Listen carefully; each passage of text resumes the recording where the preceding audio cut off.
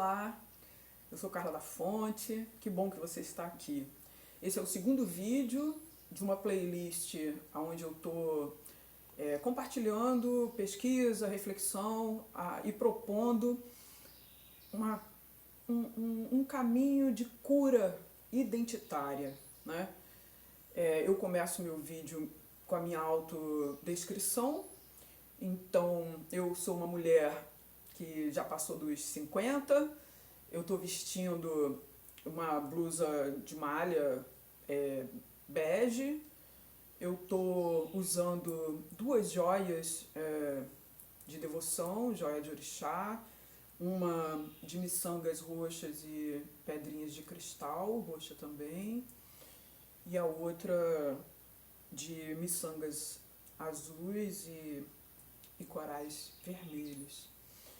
Eu estou usando óculos, eu uso óculos em formato meio quadrado.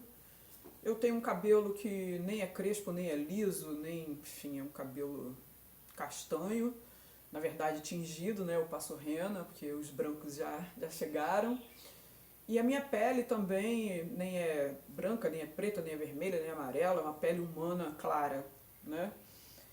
E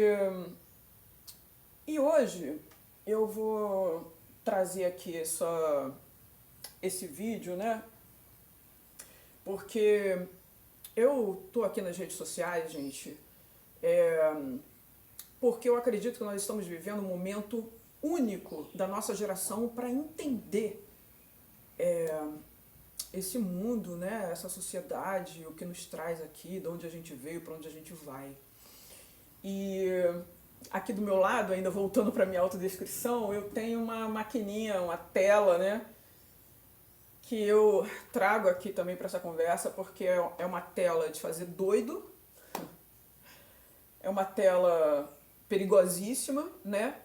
Mas que mesmo ela, nesse momento, ela está dando a gente a oportunidade de uma interlocução, porque ela foi originalmente pensada, essa tela, para um monólogo, para trazer as informações para a gente e a gente ficar ali só passivo assistindo, né? E hoje não, hoje essa tela dá pra gente essa oportunidade da gente interagir e eu não vou perder essa chance.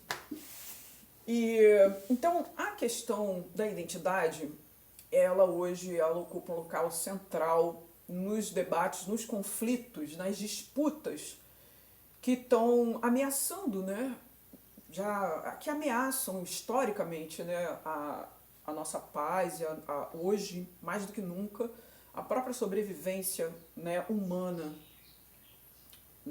no planeta Terra. Então, aqui nesse vídeo nós temos dois judeus,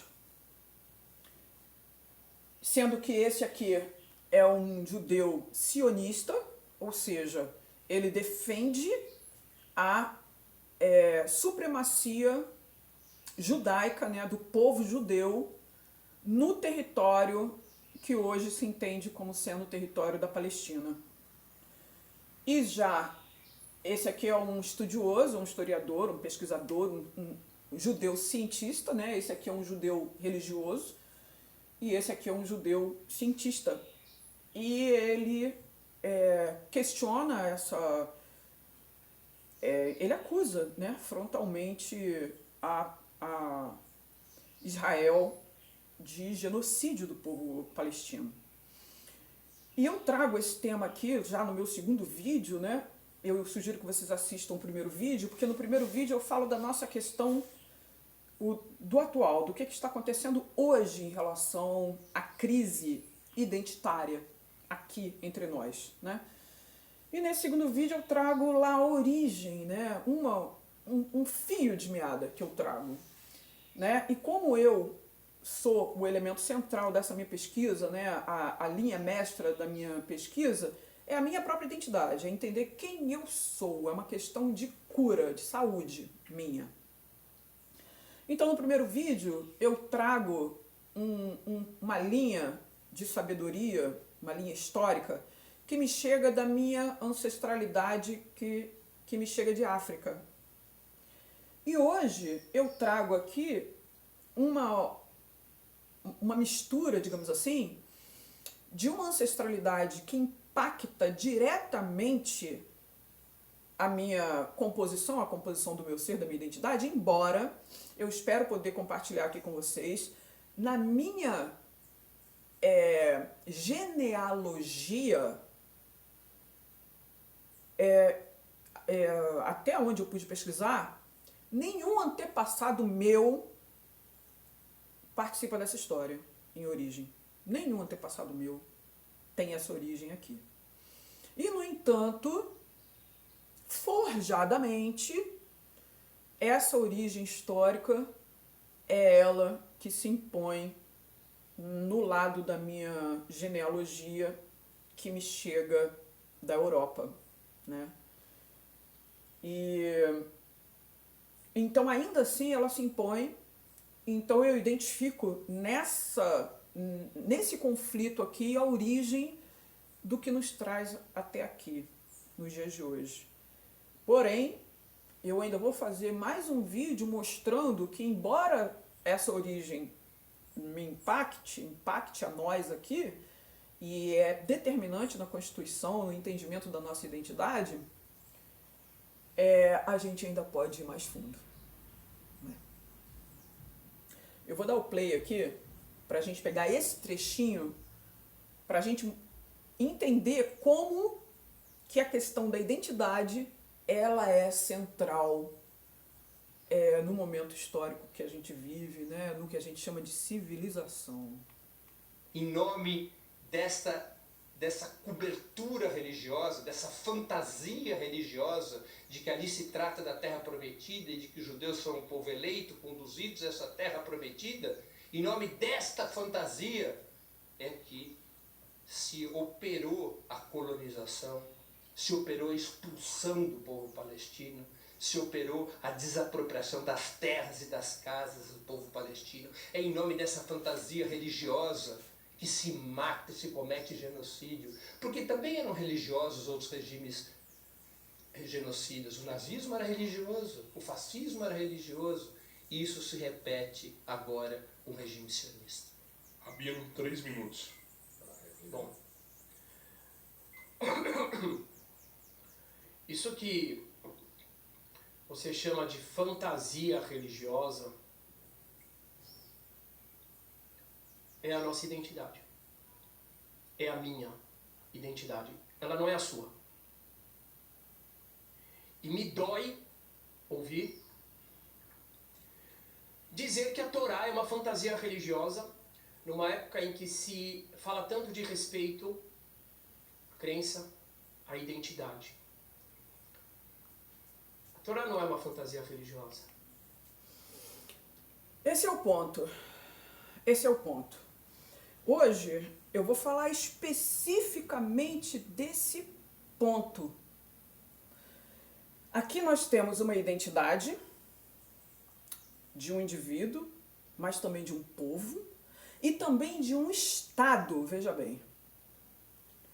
Nós temos um Estado forjado a partir de uma identidade que, por sua vez, é forjada a partir do quê? A partir do quê? Eu trouxe aqui, né, as bases que eu trabalho. Aqui nós temos a Bíblia Sagrada, que é... Aqui dentro nós temos essa Torá.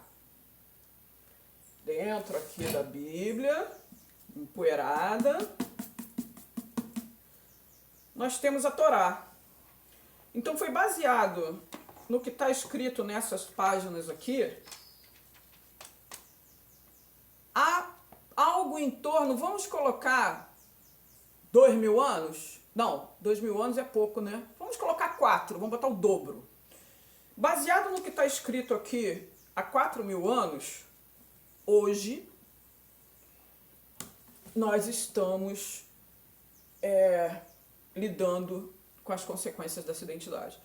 Só que aqui, nesse livro aqui, a gente tem a base de 3 religiões que estão em conflito entre elas: o judaísmo, o islamismo e o cristianismo. Ou na ordem, né? O judaísmo, o cristianismo e o islamismo. O islamismo veio por último, é o caçula, né? E as três baseadas num só fundamento, que é a ideia de um povo escolhido por um Deus criador e que dá a esse povo a supremacia. Só que nós temos não só um problema, nós temos vários. Um problema é que não existem só 3 povos nessa terra escolhida. Existem centenas, para não dizer milhares. Porque se a gente for olhar a origem, como ele está fazendo, se a gente for olhar 4.000 anos para o globo terrestre, quantos povos escolhidos nós tínhamos só na América Latina? No que hoje a gente entende como América Latina.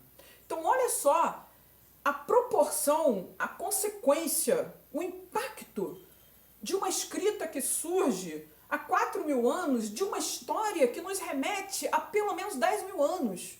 Porque de minha origem, que me chega de África, nós temos artefatos escritos, como por exemplo a régua de Xangô, que nos remete a 10.000 anos atrás. Nós temos artefatos em cerâmica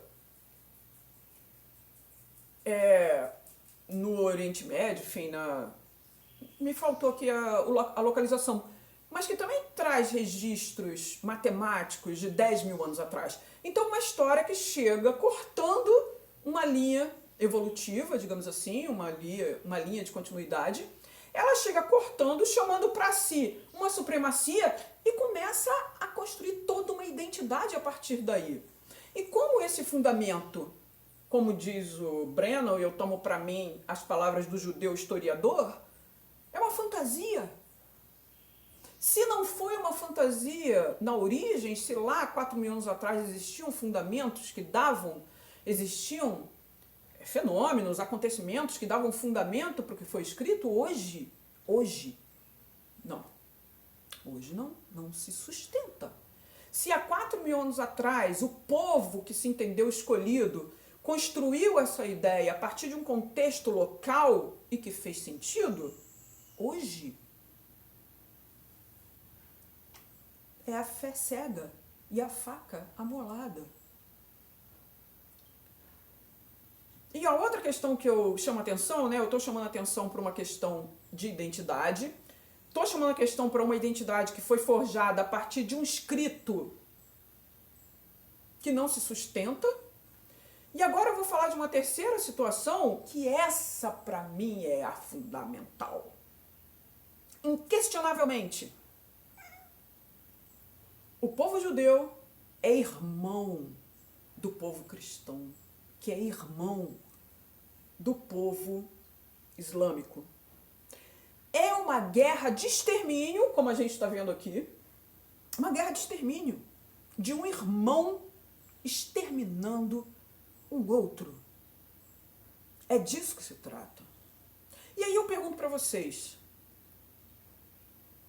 se entre irmãos existe tortura, existe abandono, existe flagelo, existe a intenção deliberada de exterminar, com o único objetivo de se tornar único.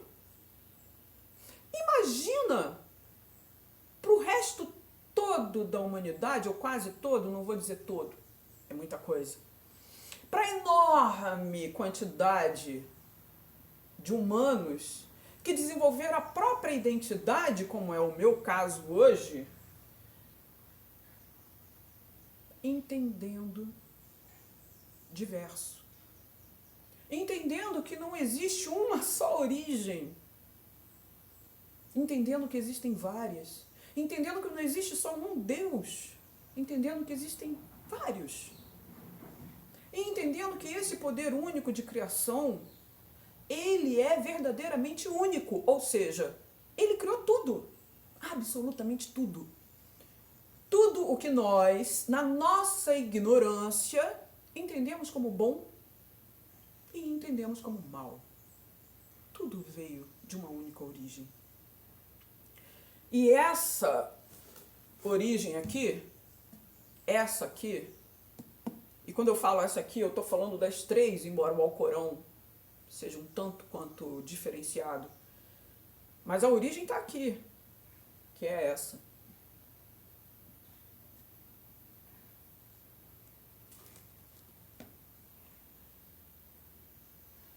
Elas se fundamentam em algo que não é comprovado. Pelo contrário, é algo que é refutado.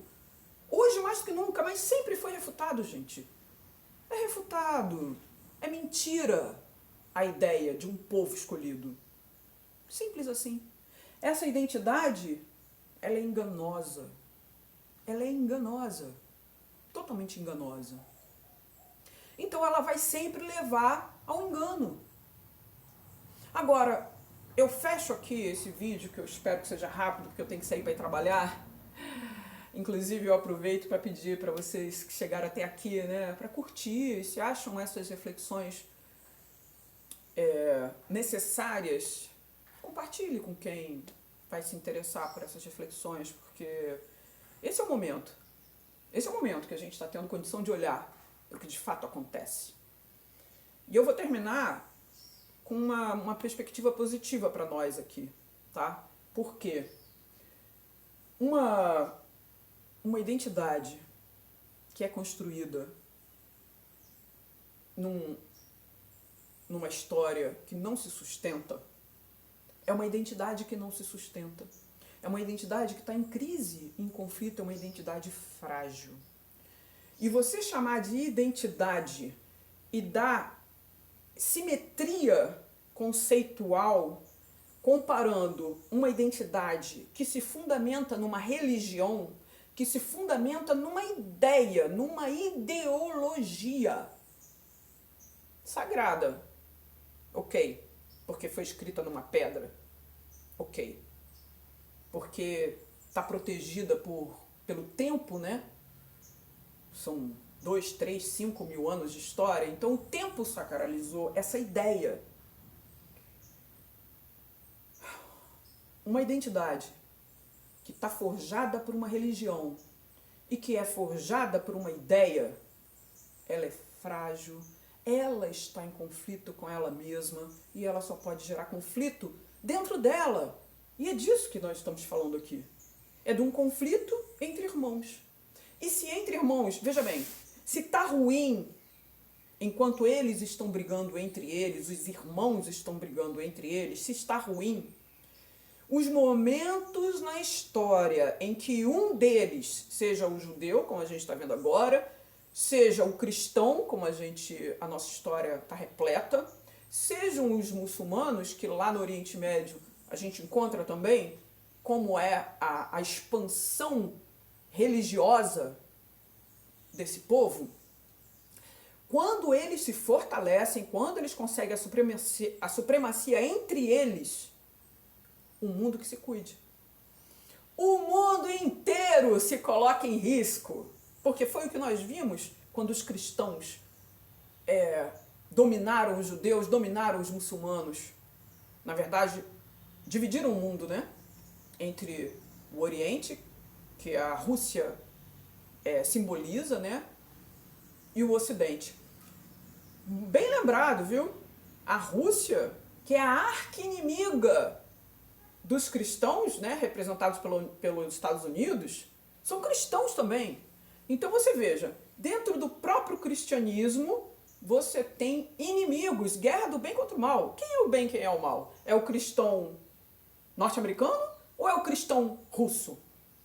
Sendo que, para nós aqui no Brasil, eu estou falando da questão mundial, né, não estou falando da nossa questão aqui, mas só de passagem, quem somos nós no meio dessa briga aqui?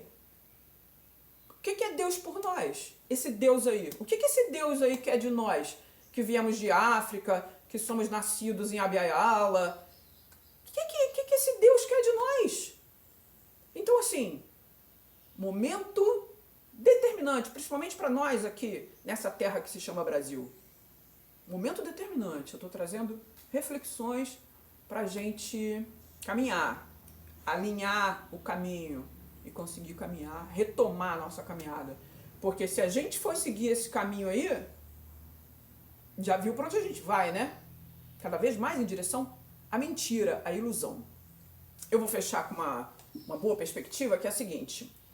Hoje, com todos os escândalos, todas as provas, tudo que nós temos documentado a respeito do que foi o governo da extrema, do bolsonarismo, né, no Brasil.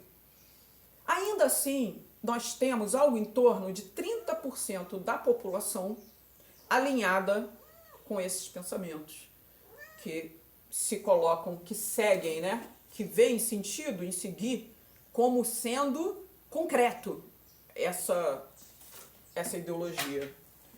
Então, já foi pior. 30% é pouco, gente.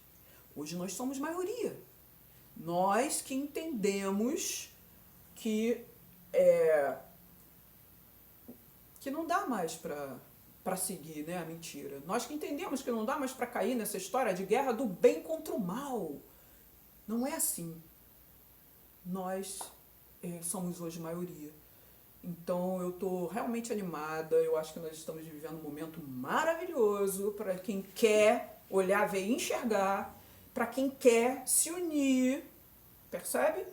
Para se proteger das ilusões criminosas, das ilusões perigosas, das ilusões que celebram a ignorância.